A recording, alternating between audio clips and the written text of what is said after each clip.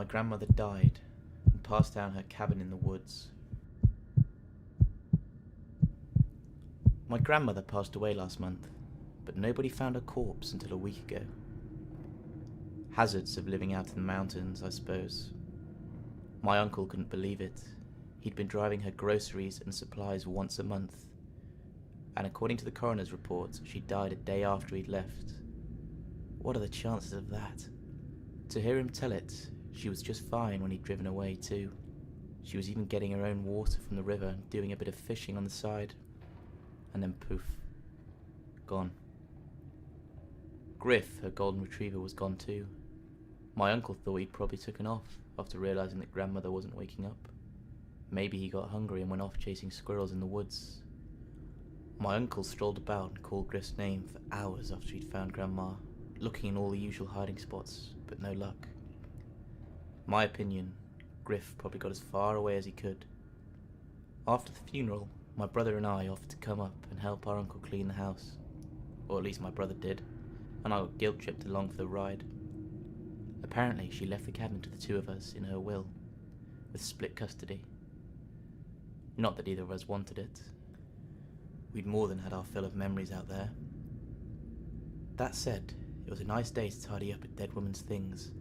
The summer sun shone bright, and there wasn't so much as a cloud in the sky. Overhead, sparrows darted between the towering pine trees, flitting around the cabin's small clearing while they sang their bird song. "I'm going to bring this stuff down the mountain and head in for the night," Uncle Jake said, gesturing to his pickup truck full of Grandma's furniture. "You two going to take off soon or spend the night?" He looked like the spitting image of a mountain man, standing there with his tree-trunk arms and red flannel shirt. The beard was the cherry on top.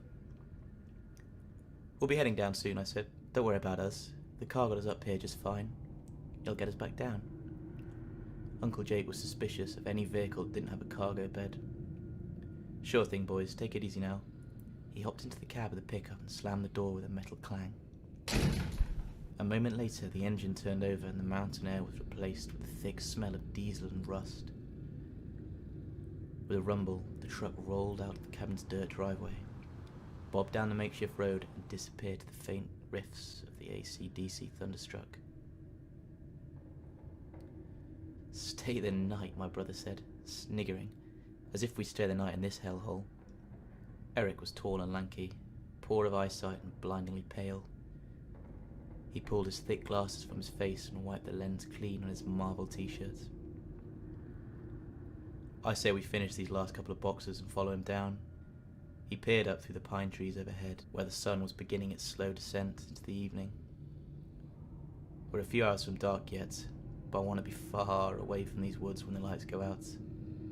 He shot me a knowing wink. I walked up the creaking wooden porch and pulled open the thick doors. "And stop looking at your phone every 5 minutes and help me get this shit done." I stepped inside, leaving the door to swing in the breeze.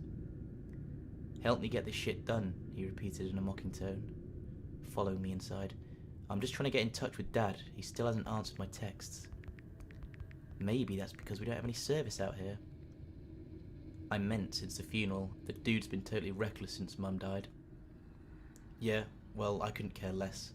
The guy's a complete arsehole anyway." I crouched down in front of the bookshelf and began pulling out dusty tomes, filling my arms with as many as I could carry.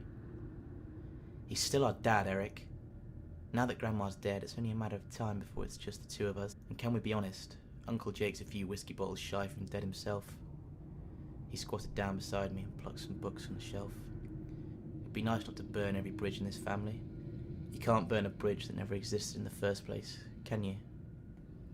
I stood up and walked to the boxes by the window and tossed the books in carelessly, wanting to be done with this as soon as possible. The longer I spent here, the more memories threatened to come crawling back. "Do you ever think about what happened?" Eric asked, coming up from behind me and gently placing his books into the box. He frowned at my disorganized mess and began restacking them neatly. "No," I replied. "Really?" Eric didn't sound convinced. "I think about it almost every day. It was horrible." I didn't say anything. Instead, I walked to the back bookshelf and grabbed another armful of books and stomped back to the box and dumped them in. Hey, Eric said. Listen, jackass, you could have at least had a little courtesy.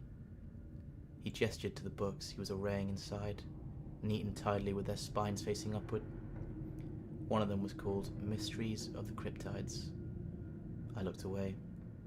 See all the effort I'm putting in, he said. Do you really need to chuck your shit everywhere? Sorry, man, I just don't like this place. I shook my head, feeling a chill wash over me. I want to finish this and go. So do I, but don't you think talking could be good? Not really, no. I walked towards the den. Time to put some space between me and this conversation. He grabbed my arm. Please, Matt. It was 12 years ago, but it feels like a lifetime. I don't even know if I'm remembering real events anymore, or just inventing things in my head. I shrugged him off, but his expression was pleading. He needed this. You won't talk to me about it, he stammered. I have no fucking clue if what I remember even happened. With a sigh, I thunked down in my grandmother's rocking chair. It sat in front of her red brick fireplace, now filled with only the ghosts of the old, charred logs. Ideally, I thought to myself that it'd probably never be used again, because I planned on tearing this cabin down and leaving it for the insects. It'd be better that way. I only wished I could tear it down with the memories too. A week at this cabin had gifted me a decade of alcoholism, chronic depression, and a side of insomnia. It took a cocktail of prescription meds just to get me to sleep these days, and when I did, it was a coin toss whether or not I'd experienced sleep paralysis. And now Eric wanted to dig up those memories. I flexed my right hand, staring at the thick scars that wound their way across it. Even now, all these years later, I could still see the blood. I could smell it, I could taste it. My heart started racing just thinking about it, and I forced myself to look away. I focused on the hearth before me, and something caught my eye. What the hell? I muttered, leaning forward. It wasn't a log, it was something much smoother. The shape was all wrong though. I left the chair and knelt down, sifting through the ashes and burnt timber, uncovering the curious object with mounting horror. I pulled it free, brushing away flakes of ashes with my fingertips. My arm quivered. Eric, I said, pushing the words from my mouth. What's up? He called. I swallowed. Is this Griff?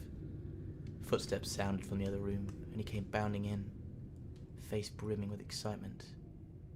You found Griff? I didn't say anything. I stared at the skull in my hands, doing my best to hold back the floodgates of memories. My eyes found Eric's, and I held the skull aloft. What the fuck? He shouted, stumbling forward. He dropped to his knees, looking at the skull in terror. No way that's Griff. No fucking way. He shook his head furiously. What would he be doing in the damn fireplace, Matt? I didn't know what to say.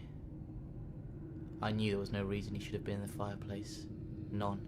No dog would willingly let itself burn to death. Maybe it's a coyote, Eric reasoned, tripping over his words. Grandma probably killed it and chucked it in there so the scent wouldn't attract any other animals, and there's no coyotes out here, you know that.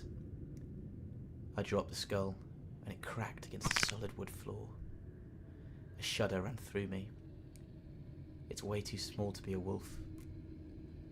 Eric looked on the verge of tears. Griff was probably the only happy memory we had of this horrible place. Matt, why would she do that? 1,000 reasons crossed my mind, all of them beginning and ending with one night 12 years ago. My feet feeling weak and my sense of balance waning. I fell back into the rocking chair and it croaked a haunting welcome. All right, I said quietly. I think it's time to talk about what happened when we were kids.